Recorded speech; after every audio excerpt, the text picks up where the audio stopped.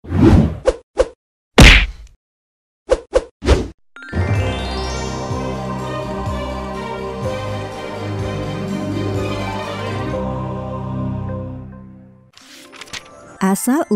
Kota Pandeglang. Kisah dari Provinsi Banten. Pandeglang, sebuah kota yang terletak di pesisir barat Pulau Jawa. Kota ini masuk ke dalam Provinsi Banten, sebuah provinsi hasil dari pemekaran Provinsi Jawa Barat pada tahun 2000. Sebagaimana kota-kota lainnya di Nusantara, Pandeglang juga memiliki cerita mengenai asal-usulnya. Pada zaman dahulu kala, tersebutlah seorang gadis nan jelita bernama Putri Arum. Karena wajah jelita dan sifatnya yang mulia, banyak pangeran yang datang meminangnya. Suatu hari, datanglah dua pangeran yang bernama Pangeran Saibaguslana dan Pangeran Cunihin. Kedua pangeran tersebut merupakan teman satu perguruan. Hanya saja, kedua pangeran itu memiliki sifat yang saling bertolak belakang. Pangeran Saibaguslana bersifat baik, sedangkan Pangeran Cunihin bersifat buruk. Karena itulah, Putri Arum kemudian memilih Pangeran Saibaguslana sebagai calon suaminya. Aku tidak akan membiarkan mereka menikah. Aku harus memberi pelajaran pada Saibaguslana. Sepertinya, Pangeran Cunihin membuat sebuah ramuan yang diberi sebuah mantra. Dan hari itu, Saibaguslana. Cunihin, apa yang... Tanpa menunggu lama, Pangeran Cunihin menyiramkan ramuan yang telah diberinya mantra ke arah wajah Pangeran Saibaguslana. Hai Baguslana, bukan hanya tubuhmu yang menjadi tua renta. Semua kesaktianmu juga telah musnah. Kakek tua, siapakah engkau ini? Ampun guru, ini Ananda, Saibaguslana. Astaga, muridku, kenapa kamu bisa seperti ini? Pangeran Saibaguslana pun menceritakan perbuatan Pangeran Cunihin kepada gurunya. Sungguh menyesal aku memiliki murid seperti Cunihin. Sungguh murid tidak tahu diri. Baguslana, buatlah gelang besar yang bisa dilewati manusia. Jika Cunihin melewati gelang itu, maka kamu bisa kembali seperti semula dan Cunihin kehilangan semua kesaktiannya. Pangeran Saibaguslana menuruti apa yang disampaikan oleh gurunya. Dia mendatangi sebuah kampung dan membuat gelang. Warga kampung pun menjulukinya dengan nama Ki Pandegelang. Sementara itu, Putri Arum yang tidak mau menikah dengan Pangeran Cunihin melarikan diri ke sebuah hutan. Putri Arum juga bingung, tiba-tiba saja Pangeran Saibaguslana menghilang. Putri Arum ternyata melarikan diri di sebuah hutan yang letaknya tidak jauh dengan kampung Ki Pandegelang. Dan sudah menjadi takdir, Ki Pandegelang yang sedang berada di hutan melihat Putri Arum yang sedang menangis. Maaf, siapakah Tuan Putri ini? Mengapa sendirian di tengah hutan seperti ini? Maaf, kakek ini siapa? Nama saya Ki Pande. Kampung saya tidak jauh dari hutan ini. Saya melihat Tuan Putri sendirian di hutan ini. Nama saya Arum. Saya melarikan diri karena tidak mau menikah dengan lelaki yang berwatak jahat. Putri Arum menceritakan tentang calon suaminya yang tiba-tiba saja menghilang, serta Pangeran Cunihin, lelaki berwatak jahat yang memaksanya menikah. Ki Pande alias Pangeran Saibaguslana tentu saja sejak awal mengenali Putri Arum. Dia memang sengaja menyembunyikan penyamarannya. Ki Pande sepertinya sudah menemukan jalan keluar. Tuan Putri, sebaiknya Tuan Putri terima saja lamaran Pangeran Cunihin. Tapi berilah syarat agar Pangeran Cunihin melubangi sebuah batu keramat di pinggir pantai. Batu itu harus dilubangi hingga bisa dilewati manusia. Dan berilah waktu selama 3 hari saja. Hanya itu? Pangeran Cunihin pasti bisa melakukannya dengan mudah. Iya, benar sekali. Tetapi melubangi batu keramat itu dalam waktu 3 hari akan membuat setengah kesaktian Pangeran Cunihin menjadi hilang. Setelah itu? Setelah itu, serahkan kepada hamba. Pangeran Cunihin pasti bisa dikalahkan. Baiklah kalau begitu. Nah, Untuk mengatur strategi, sebaiknya Tuan Putri ikut ke kampung saya. Warga kampung saya sangat ramah dan baik. Meskipun tidak terlalu jauh, perjalanan menuju kampung Kipande ternyata harus melewati perbukitan. Putri Arum terlihat sangat kelelahan. Sesampainya di kampung, Putri Arum yang kelelahan pun pingsan. Seorang warga segera menolongnya. Ketua kampung pun memerintahkan seorang warga mengambil air dari batu cadas di bukit. Dia akan sembuh jika meminum air yang keluar dari batu cadas di bukit. Kamu segera ambilkan air yang mengalir dari batu cadas di bukit sana. Baik, Ketua. Seorang warga yang diperintahkan ketua kampung itu segera mengambil air jernih yang keluar dari sebuah cadas di bukit. Tidak lama berselang, Putri Arum sudah kembali siuman. Sejak saat itu, warga kampung menjuluki Putri Arum dengan sebutan Putri Cadasari. Setelah mengatur strategi dengan Kipande, Putri Arum segera kembali ke istana dengan diantar oleh beberapa warga kampung. Sesampainya di istana, Putri Arum memanggil Pangeran Cunihin dan menyampaikan syarat yang harus dipenuhi oleh Pangeran Cunihin. Hanya melubangi batu itu sebesar manusia. Itu sih gampang. Apalagi dalam waktu 3 hari. Sementara itu, Kipande menyiapkan sebuah gelang emas besar yang bisa dilewati oleh manusia. Kipande yang menyiapkan gelang besarnya pun mengintip dari jauh Pangeran Cunihin yang sibuk melubangi batu keramat. Hanya melubangi batu ini, pekerjaan enteng. Dan sekarang saatnya aku menikah dengan Putri Arum. Pangeran Cunihin yang gembira bukan kepalang itu segera ke istana menemui Putri Arum. Di saat itulah, Kipande memasang gelang raksasa di lubang batu tersebut. Putri Arum melihat batu keramat yang telah berlubang tersebut. Pangeran Cunihin, aku tidak melihat batu ini telah berlubang. Apa? Lubang sebesar ini kamu tidak melihatnya? Jika batu ini sudah berlubang, cobalah melewatinya. Jika kamu bisa melewatinya, maka batu ini memang berlubang. Baiklah, aku akan melewati lubang itu. Ada-ada saja. Ketika beberapa langkah melewati lubang batu itu, tiba-tiba saja kenapa tubuhku seperti terbakar? Pangeran Cunihin yang kesakitan semakin terkejut. Dia tiba-tiba saja berubah menjadi kakek tua rentah. Dia juga lumpuh sehingga tidak bisa bangun lagi. Pangeran Cunihin belum selesai terkejut melihat perubahan dirinya. Pangeran Sai Baguslana pun datang. Putri Arum juga tidak kalah terkejut. Kakanda Sai Baguslana. Baguslana, kenapa kamu bisa kembali seperti semula? Pangeran Sai Baguslana pun menceritakan kepada Putri Arum peristiwa yang menimpa dirinya akibat perbuatan Pangeran Cunihin, termasuk penyamarannya sebagai Kipande.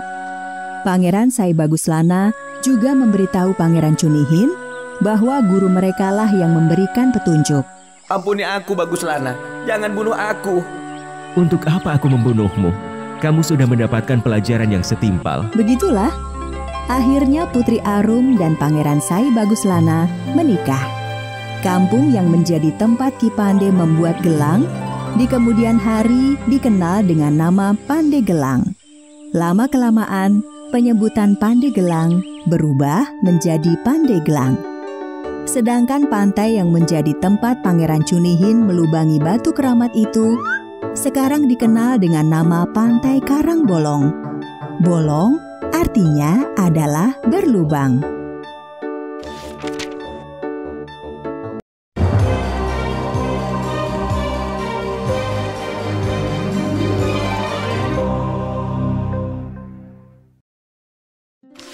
Asal-usul Tanjung Lesung. Kisah dari Provinsi Banten. Tanjung Lesung adalah salah satu wisata yang populer di Kota Pandeglang, Provinsi Banten. Kawasan wisata Tanjung Lesung merupakan sebuah daratan berbentuk lesung yang menjorok ke laut dan memiliki luas sekitar 1.500 hektar. Nama Tanjung Lesung sendiri diambil dari Kampung Lesung yang memiliki kisah asal-muasalnya sendiri. Alkisah, dahulu di pesisir laut selatan Pulau Jawa, ada seorang pengembara bernama Raden Budok. Pemuda yang tampan dan gagah perkasa ini senang mengembara kemana saja. Setiap kali pergi mengembara, anjing dan kuda kesayangannya selalu setia menemaninya. Di suatu siang, usai mandi di pantai, Raden Budok beristirahat di bawah pohon ketapang yang rindang. Angin yang berhembus sejuk membuat pemuda itu lekas terlelap. Dalam tidurnya, ia bermimpi mengembara ke utara dan bertemu gadis yang cantik jelita. Gadis tersebut tersenyum dan mengulurkan tangan padanya. Namun, saat Raden Budok hendak menyambut uluran tangan gadis itu, tiba-tiba sebuah ranting kering jatuh mengenai dahinya. Mengganggu saja. Raden Budok membanting ranting itu keras-keras karena merasa geram tidak bisa melanjutkan mimpi indahnya. Sejak peristiwa itu, Raden Budok selalu membayangkan wajah gadis manis yang ada dalam mimpinya. Karena terus-menerus penasaran, ia memutuskan pergi mengembara ke utara untuk mencari gadis impiannya. Berhari-hari ia berjalan menapaki jalan-jalan terjal. Akhirnya, Raden Budok sampai di sebuah tempat tinggi yang bernama Tali Alas atau kini disebut Pilar. Dari tempat itu, Raden Budok melihat pemandangan samudra biru dan pantai yang indah. Ia beristirahat sejenak dan menikmati sisa bekalnya. Sementara itu, kuda kesayangannya dibiarkan mencari rumput segar. Sedangkan anjingnya asyik berburu burung puyuh di antara semak-semak. Merasa sudah cukup beristirahat, Raden Budok melanjutkan perjalanannya menuju pantai Cawar. Sesampainya di pantai itu, Raden Budok turun dari kudanya dan segera menuju ke tepi pantai. Wah, sejuk sekali air pantai ini. Selesai membasuh dan membersihkan badannya, ia kembali menghampiri kuda dan anjingnya. Ayo cepat berdiri, kita lanjutkan perjalanan. Kedua binatang itu bergeming, tidak meringkik dan menggonggong. Raden Budok keheranan melihat kedua hewan peliharaannya itu. Rupanya, kedua hewan itu sangat kelelahan setelah menempuh perjalanan panjang, sehingga menggerakkan badan pun sulit. Hal ini membuat Raden Budok kesal. Baiklah, kalau kalian tidak mau menuruti perintahku dan tetap diam seperti karang, akan kutinggalkan kalian di sini. Ternyata ucapan Raden Budok menjadi kenyataan. Kedua hewan peliharaannya berubah menjadi batu karang. Tidak ada pilihan lain. Raden Budok akhirnya melanjutkan perjalanan dengan berjalan kaki. Ia tetap bertekad untuk menemukan gadis yang ada dalam mimpinya. Ia berjalan tanpa lelah dan tanpa menghiraukan pakaiannya yang lusuh dan badannya yang berdebu. Sekian lama berjalan, ia menghadapi sebuah rintangan. Banjir besar datang ketika ia akan menyeberangi sungai. Lebih baik aku istirahat dulu sambil menunggu air surut. Baru sejenak Raden Budok merebahkan tubuhnya, tiba-tiba terdengar bunyi lesung dari seberang sungai. Ia terperanjat dan hatinya berdebar kencang. Aku yakin gadis itu tinggal di kampung seberang sungai ini. Raden Budok sudah tidak sabar lagi menunggu air surut. Akhirnya, ia memberanikan diri menyeberangi sungai tersebut. Dengan segenap kekuatannya, ia berhasil menerobos banjir. Ia pun sampai di pintu masuk kampung tersebut. Lelah menerobos banjir, Raden Budok memilih beristirahat sejenak sambil mengamati tempat sekitarnya.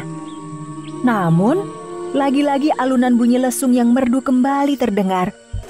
Raden Budok semakin berdebar. Ia pun segera berdiri dan melangkah pergi menuju sumber bunyi lesung tersebut. Semakin masuk ke dalam perkampungan, bunyi lesung semakin keras terdengar. Ketika ia tiba di depan sebuah rumah, 4 gadis sedang asik bermain lesung atau ngagondang. Rupanya, bermain lesung merupakan tradisi penduduk kampung itu ketika akan menanam padi. Hanya hari Jumat tradisi main lesung dilarang. Bagi mereka, hari Jumat dianggap sebagai hari keramat. Raden Budok terpesona menyaksikan kelincahan mereka mengayunkan dan menumbuk alu ke dalam lesung secara bergantian. Ia juga terkagum-kagum pada seorang gadis yang menjadi pemimpin dan memberi aba-aba sembari mengayunkan tangannya. Rupanya, gadis itu bernama Sri Pohaci. Gadis itu persis seperti yang ada dalam mimpiku. Raden Budok berbinar senang karena gadis yang ia cari ada di depan matanya. Ia terus memandang gadis itu hingga Sri Pohaci sadar ada yang memperhatikannya. Ia pun segera memberi isyarat pada teman-temannya agar menghentikan permainan ngagondang. Gadis-gadis itu pun berhenti dan bergegas pulang ke rumah masing-masing. Raden Budok rupanya mengikuti Sri Pohaci pulang ke rumahnya. Sampurasun, permisi. Rampes. Maaf kalau kedatangan saya mengganggu. Bolehkah saya menginap di rumah ini, Ibu? Maaf, Kisanak ini siapa? Dan perlu apa? Nama saya Raden Budok, Bu. Kebetulan saya mampir di kampung ini. Jika diperkenankan, izinkan saya menginap di rumah ini, Bu. Maaf, Raden. Penghuni rumah ini hanya saya dan anak gadis saya. Saya tidak berani menerima tamu laki-laki, apalagi jika menginap. Mendengar jawaban penolakan Nyi Siti, Raden Budok merasa kesal. Namun karena hari sudah gelap, ia pun memutuskan untuk beristirahat di balai-balai bambu yang berada di dekat rumah Nyi Siti. Aku tidur di sini saja. Ia pun tertidur pula hingga pagi. Sebelum bangun, hidungnya merasakan aroma wangi yang menyegarkan. Begitu ia membuka matanya, seorang gadis cantik berdiri di sampingnya. Silakan diminum, Raden. Hai, nama kamu siapa? Dan dari mana kamu tahu namaku? Namaku Sri Pohaci, anak Nyi Siti. Ternyata, diam-diam Sri Pohaci jatuh hati pada ketampanan Raden Budok. Setelah beberapa hari tinggal di kampung tersebut, Raden Budok berhasil menjalin kasih dengan Sri Pohaci dan meminangnya. Nyi Siti pun merestui pernikahan demi kebahagiaan anaknya. Setelah menikah dengan Sri Pohaci, Raden Budok pun menetap di kampung itu. Setiap kali istrinya bermain lesung bersama gadis-gadis kampung, ia selalu datang menyaksikannya karena senang mendengar nada lesung itu. Sesekali, ia belajar memainkan lesung. Semakin lama, Raden Budok semakin senang bermain lesung hingga lupa waktu. Saking senangnya, ia tetap bermain lesung walaupun hari Jumat. Larangan istrinya bahwa main lesung hari Jumat adalah pantangan tidak dihiraukan. Hai Raden Budok, ini hari Jumat. Pamali memainkan lesung di hari Jumat. Perilaku Raden Budok semakin menjadi-jadi. Ia terus menabuh lesung sambil melompat-lompat kegirangan ke sana kemari seperti seekor monyet ekor panjang. Lihat, lihat! Ada lutung main lesung. Raden Budok tidak menyadari jika dirinya telah menjadi seekor lutung. Alangkah terkejutnya ia setelah melihat tangan dan kakinya dipenuhi bulu-bulu. Setelah meraba wajahnya dan merasa penuh dengan bulu, ia pun lari terbirit-birit masuk ke dalam hutan di pinggir kampung tersebut. Sejak itu, Raden Budok menjadi lutung dan tidak pernah lagi kembali ke wujud aslinya sebagai manusia. Sementara itu, Sri Pohaci merasa sangat malu atas peristiwa tersebut. Karena tidak kuat menanggung malu, ia pun pergi dari kampung halamannya secara diam-diam dan hilang entah kemana. Menurut cerita, Sri Pohaci telah menjelma menjadi Dewi Padi. Untuk mengenang kemahiran Sri Pohaci bermain lesung, penduduk setempat menyebut kampung itu dengan nama Kampung Lesung. Namun, karena berlokasi di sebuah tanjung, maka kampung itu diberi nama Tanjung Lesung.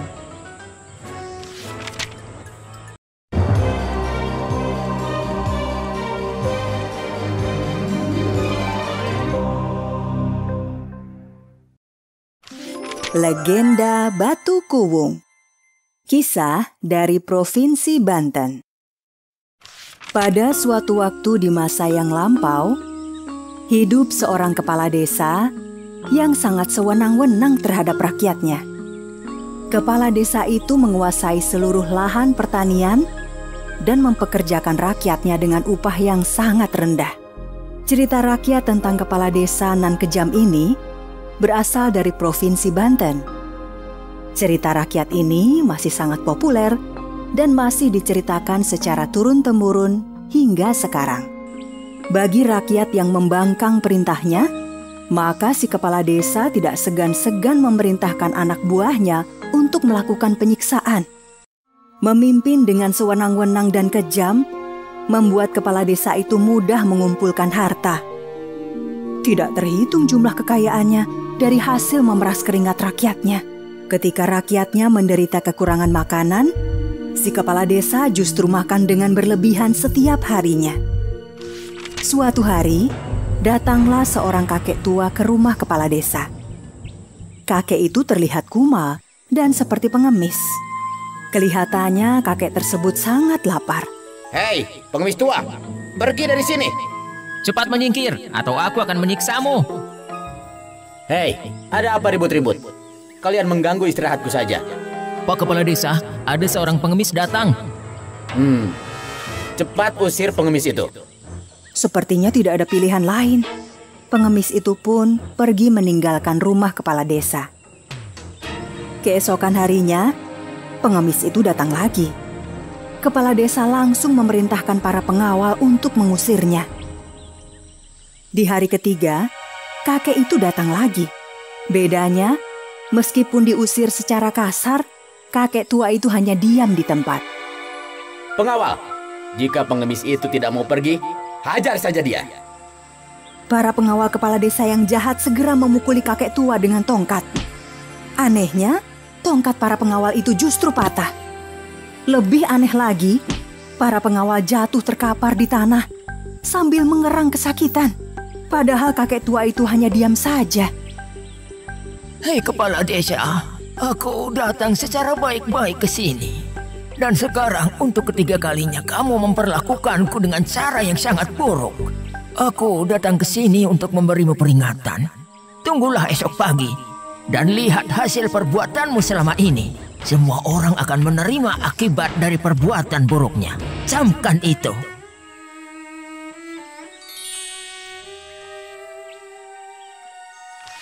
Malam harinya, kepala desa menjadi sulit tidur karena rasa takutnya mendengar apa yang disampaikan kakek tua itu.